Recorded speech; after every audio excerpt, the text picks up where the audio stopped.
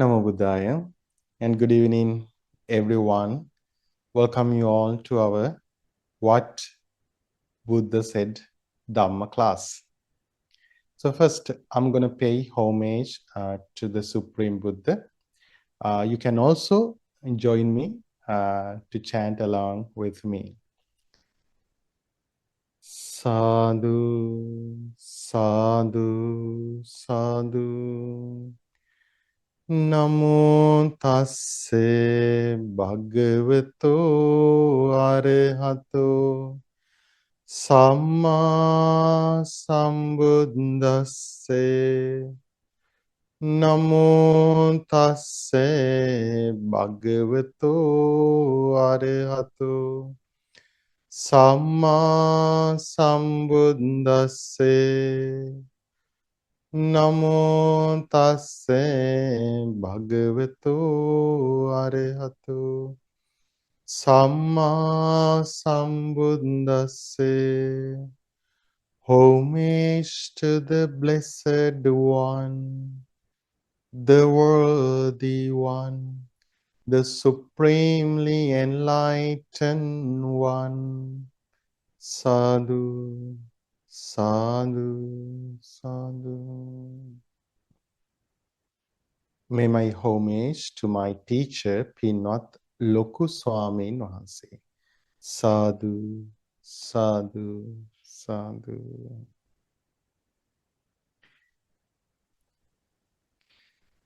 Dear friends, today is the Poson full moon day. The full moon day in the month June. Yesterday at our meditation session, I mentioned Poson full moon day is very special for the Buddhists in Sri Lanka because we received Buddhism on a day like Poson full moon day, on a Poson full moon day. So that's why that day is very significant to the Buddhist in Sri Lanka. So dear friends, an enlightened monk came to Sri Lanka to introduce Buddhism to the people in my country, Sri Lanka. That enlightened monk's name was Mahinda Thero. His name was Mahinda.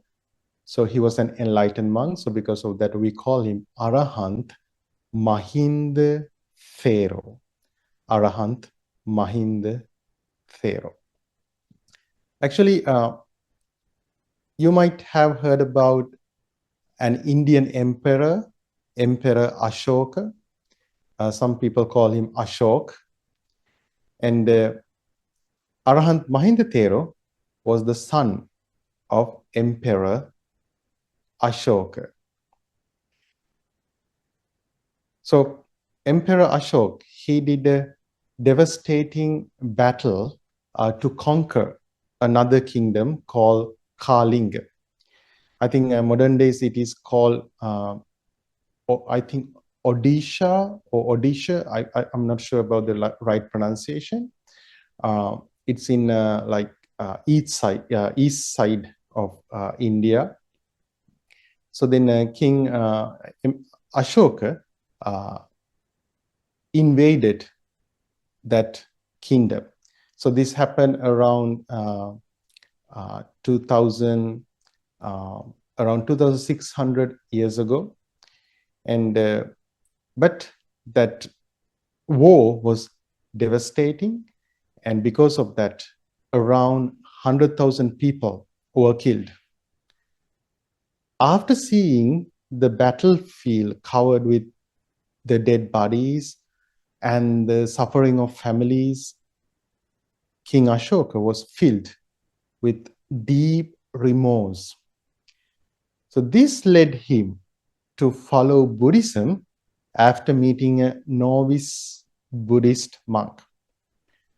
Then he contributed to the Buddhism, and to spread the Buddhism. And also he facilitated the third Sangha Council to preserve the Buddha's teachings. After that Sangha Council, enlightened monks decided to send monks to nearby countries to spread Buddha's teachings. And then they chose Arahant Mahindathero to send to Sri Lanka. Arahantero waited until the right time comes, because at that time, the king who was in Sri Lanka was old, and he knew, Arahantero knew that he was going to die soon, and then his son, Devanam Piyatissa, he will become the next king, and he's a young person. So then he thought, oh, I should wait until this new king become the king of Sri Lanka. So then he waited until the right time comes. Then on a Poson full moon day, with another 4 higher ordained enlightened monks, a novice monk, and a lay person who had already attained the 3rd stage of the enlightenment, Arahant Mahindathero visited our country, Sri Lanka. On that day, King Devanam Piyatissa, or King Tissa, went to the forest to hunt deers and came across the Arahantero and that group. So on that occasion, Arahantero, Venerable Mahindathero, said, "Dear King, we are monks, disciples of the Buddha. Out of compassion for you, we have come here from India." So we should thank to India. So we got Buddhism from India. So after the king venerated the monks, Arahantero asked 2 sets of questions. So the first set of question is very famous as the mango question. And the second one is about the relatives. The first question, so Mahindathero asked, "Dear king," because at that on that place there was a mango tree. Then he pointed out to that mango tree and asked, "Dear king, what is this tree?" The king said, "Venerable sir, this is a mango tree." Then Mahindathero asked, "Other than this one, are there any other mango trees? Apart from this one, are there any other mango trees?" And king says, "Yes, Venerable sir, there are many mango trees." Then Mahindathero asked, "Apart from those mango trees, are there any other trees?" Then king said, "Yes, Venerable sir, there are many trees, but they are not mango trees." Then Mahindathero asked, "Other than those mango trees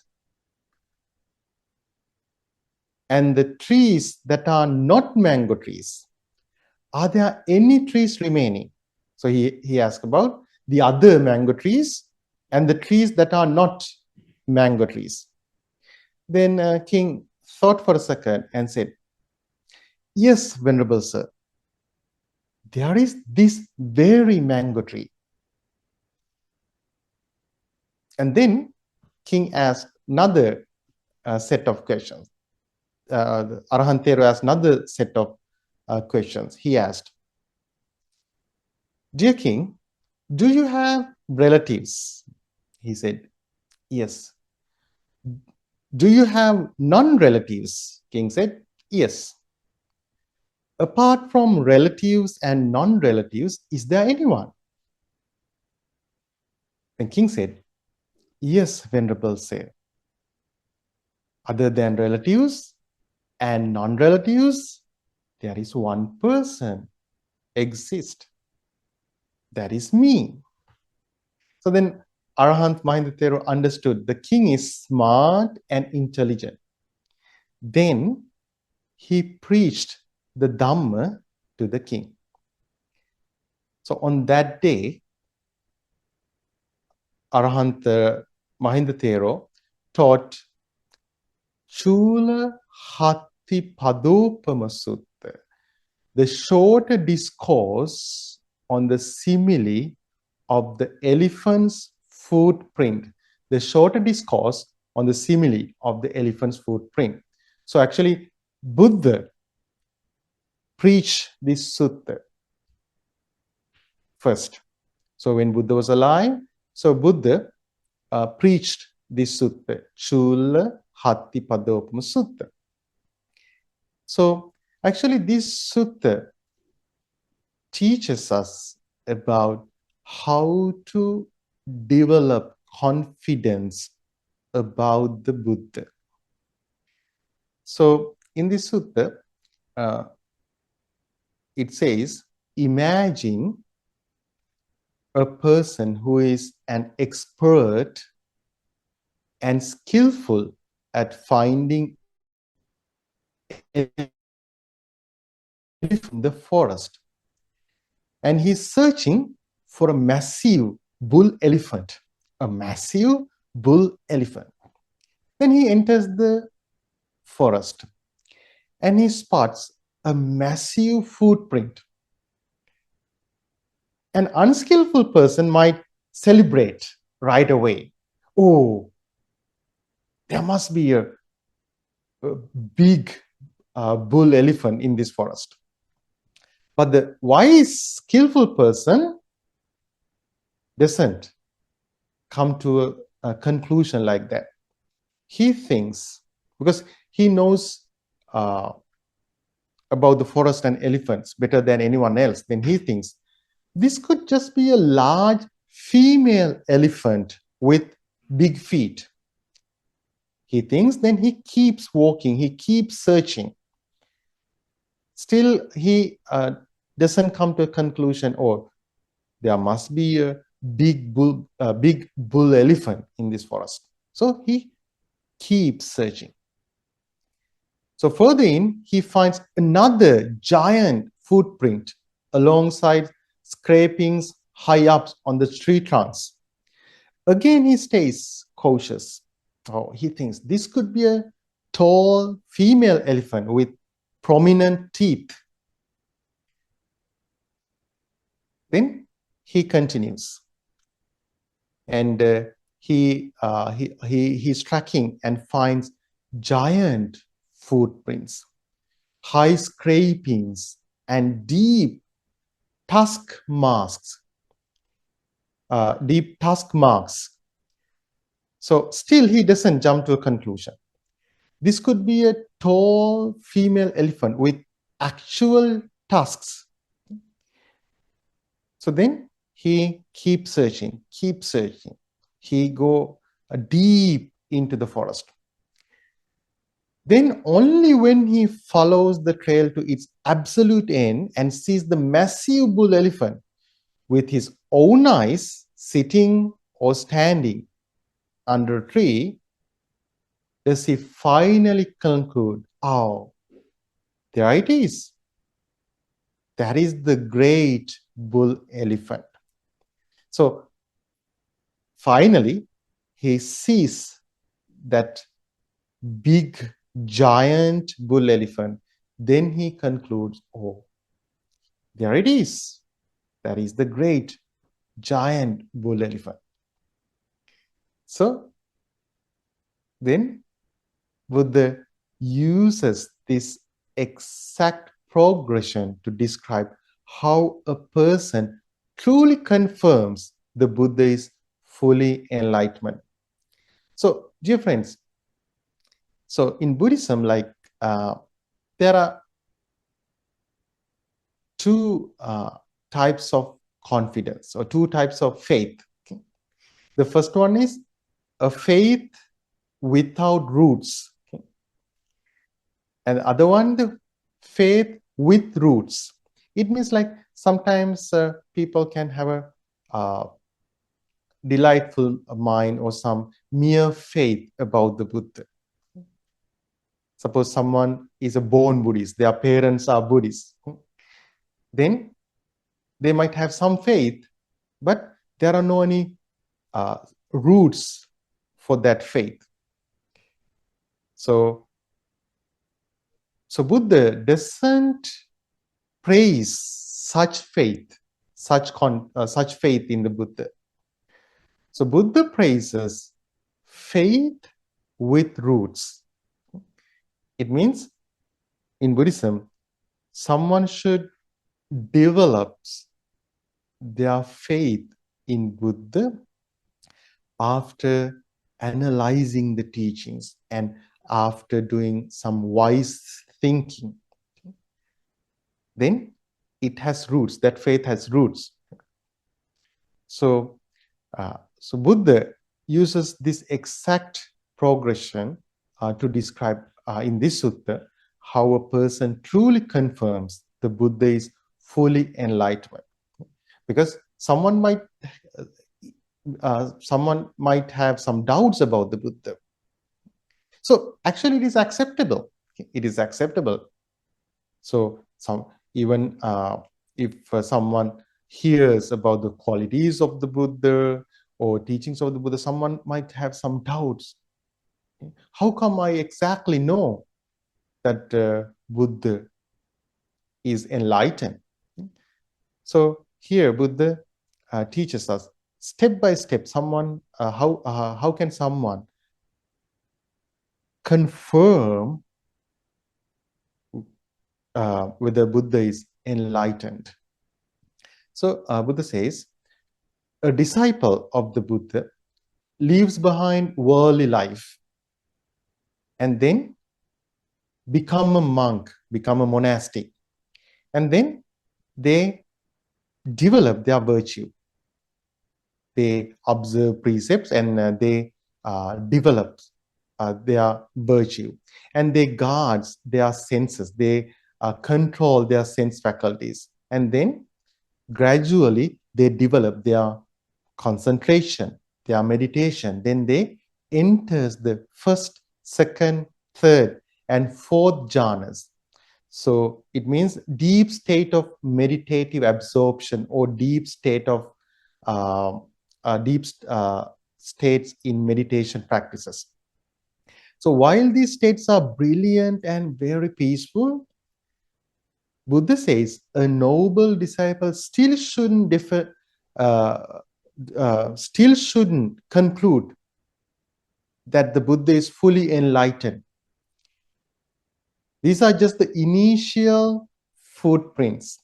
Now, suppose someone starts practicing Buddhism, practicing teachings of the Buddha, and then they try to practice meditation, and then gradually their mind becomes calm, and they feel some serene feelings, very peaceful.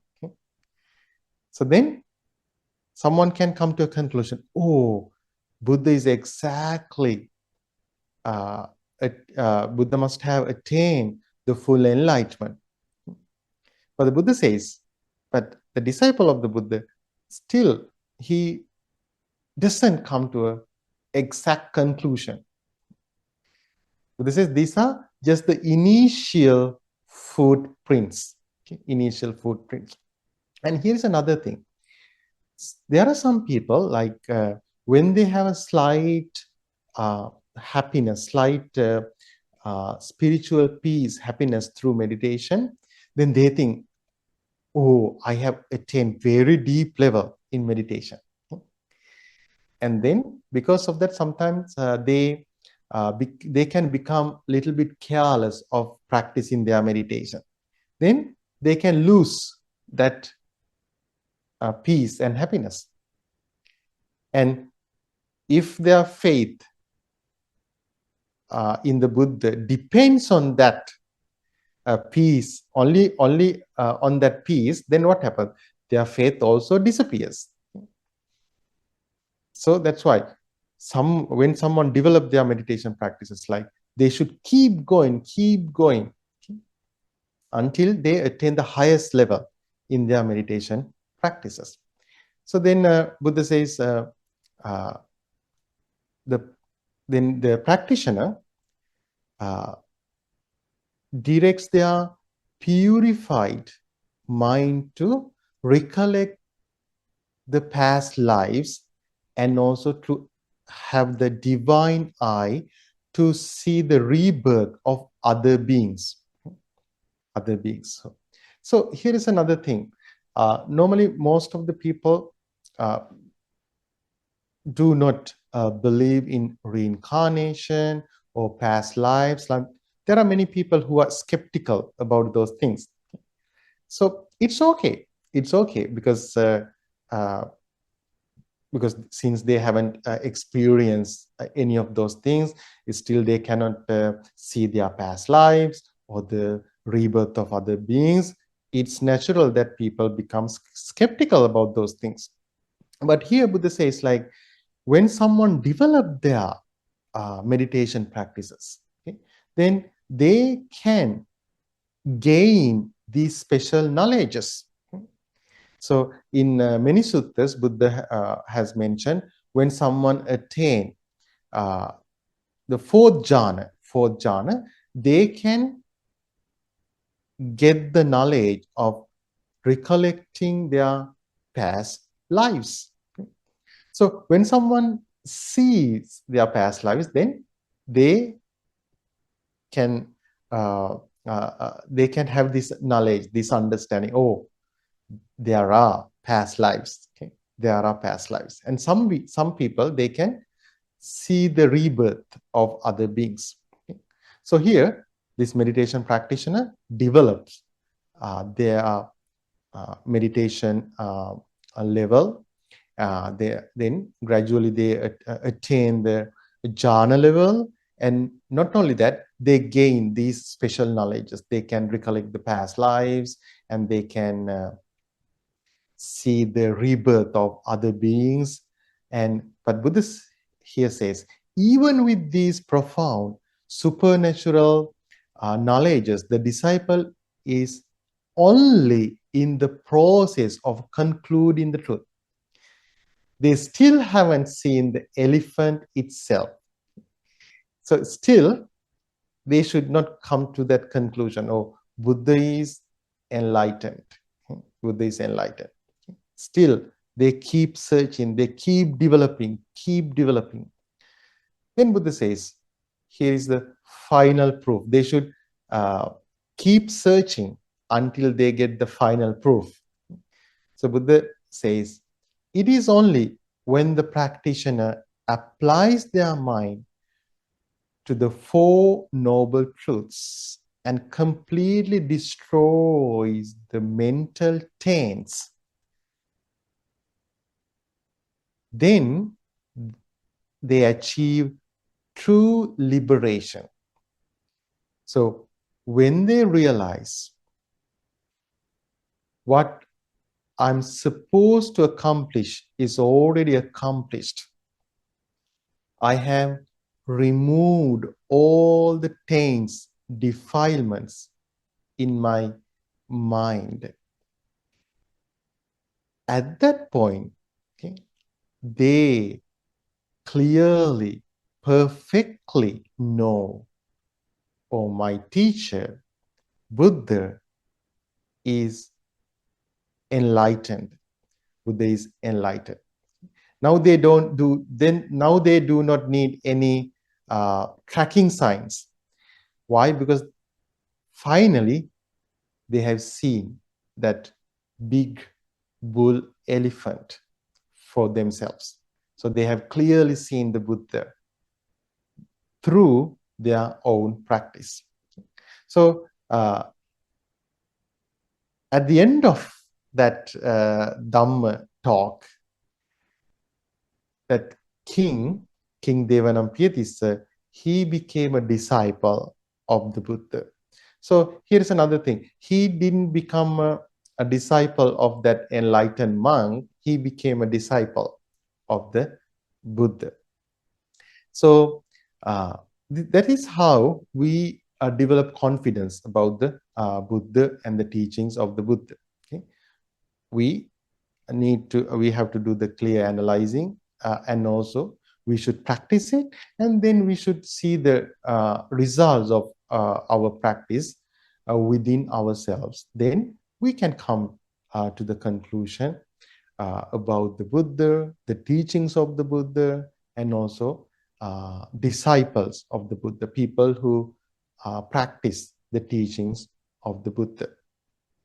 So after the king became a disciple of the Buddha, so he invited that monk, the enlightened monk, to stay in our country, Sri Lanka. So that monk, he stayed in Sri Lanka. After that, many people went for refuge to Triple J. Some people became monks and nuns and attained full enlightenment. And not only that, Arahant Mahinda Thero made all the plans to preserve the teachings of the Buddha. So that's why this Poson full moon day is really special for the Buddhist in Sri Lanka. And not only that, it is also a special occasion for the Buddhists in all over the world. So why? Since Buddhism was preserved in Sri Lanka, finally it was written down, and now we have the access to all the teachings of the Buddha.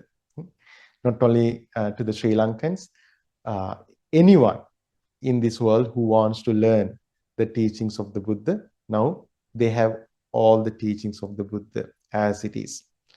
So Poson full moon day is very special for all of us who practices teachings of the Buddha, who tries to find the peace through the teachings of the Buddha.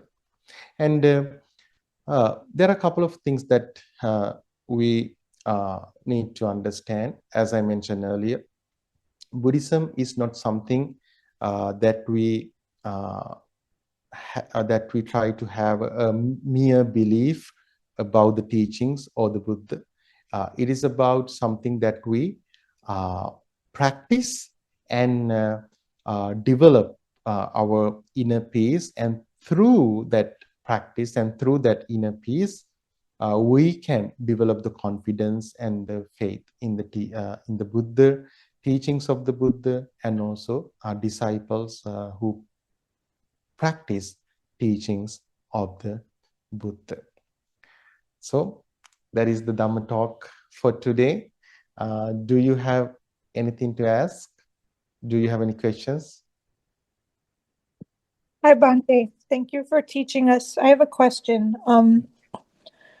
With regard to past lives, if everything is impermanent, how do we end up moving to another life? Or is it that the impermanent is nothing's exactly the same, but certain things continue? Yeah. Okay, that's a good question, Stacey. Actually, there is no any permanent entity that goes from one life to another. So new life is a result of what we do in this life. Okay? So the life, this rebirth, and this, we call it the samsara, or death and birth cycle, is all about the existence of five aggregates, forms, material things, feelings, perception, mental formations, and consciousness. So these five things changes all the time. So it means like the current things come to an end, and then it gives birth to a new things. So that's how this journey happens, this process happens. So then when someone understands impermanence of these 5 aggregates, then they detach from that. So they detach from that, and then they liberate from all the suffering. Then they put an end to this journey. Then they put an end to this journey. And there are fuels that helping us to go this journey. Ignorance and craving. Ignorance and craving. So ignorance, because of the ignorance and craving, 5 aggregates exist. Okay, not this, not the same aggregate, like the groups. Those groups exist. Okay, and then new things arises all the time. New things arise all the time. So this is how this journey happens. Not the same thing, not a completely new thing, but a result of causes. Okay, result of what exists right now. Okay? So this is how the journey happens. But when someone eradicate ignorance and desire or craving, then they put an end to this existence. So then there will be no more existence for those people. Okay. Is that clear, Stacy? Or do you have follow-up questions? I think so. So it's that nothing is permanent in an unchanged form. Is that Correct. right? Exactly. Okay. Exactly. Thank you, Bhante. Okay, you're welcome. Yes, Lisa. Okay, I had a question, but now I have a question about what you just talked about too. I was just curious, since it was vulnerable Thero, is that why you're called Theravada? I'm sorry. Is the name Theravada, is that related to the vulnerable Thero that brought it to Sri Lanka?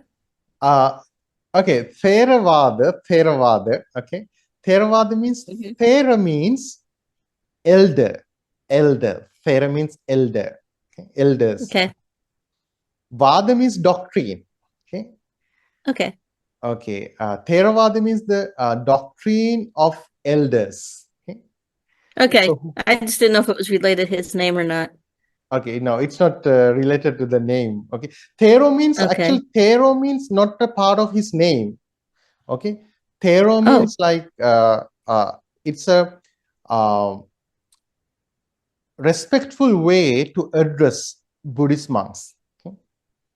Oh, okay. Okay, so you can call me or Thero, or other monks Thero. Okay, and yeah, you know what? Like in my legal name, I mean, like in my passport, also they have added Thero at the end of my name. So, so because of that, I have a very long name. Yeah. Okay. Okay, and what you're saying before, okay, I got lost when you said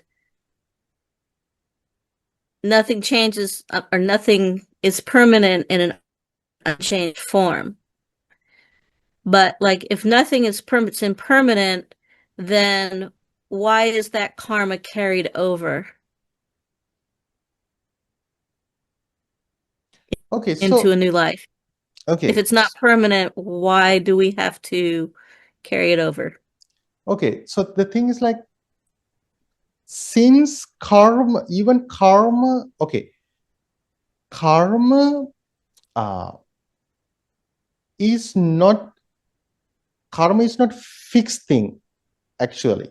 Okay, so if karma is constant thing, if karma is something that doesn't change, then there is no any liberation for any being in this world. Okay, so when someone attains the first stage of the enlightenment, they eradicate some karma, okay, that can cause them to be reborn in a bad destination. They will never ever reborn in a bad destination again. Okay. Mm-hmm.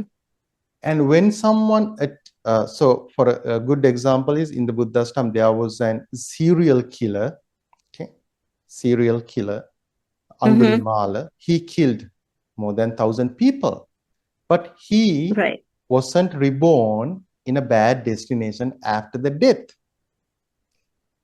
So why? Because he attained the full enlightenment. He put a stop to this journey, Okay. Mm-hmm. So karma is not a constant thing. It's not a constant thing.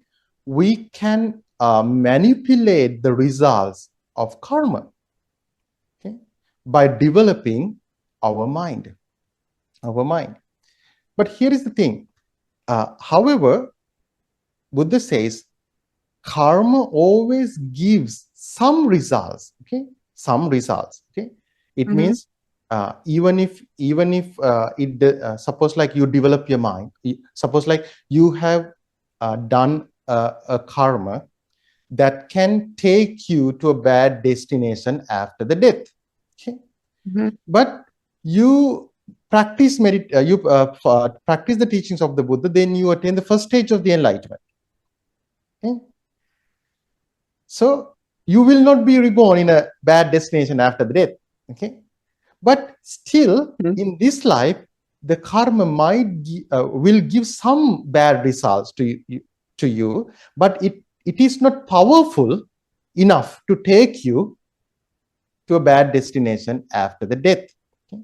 So it means like you can weaken the power of karma by developing Mm-hmm. your mind. But however, there are 5 bad karma.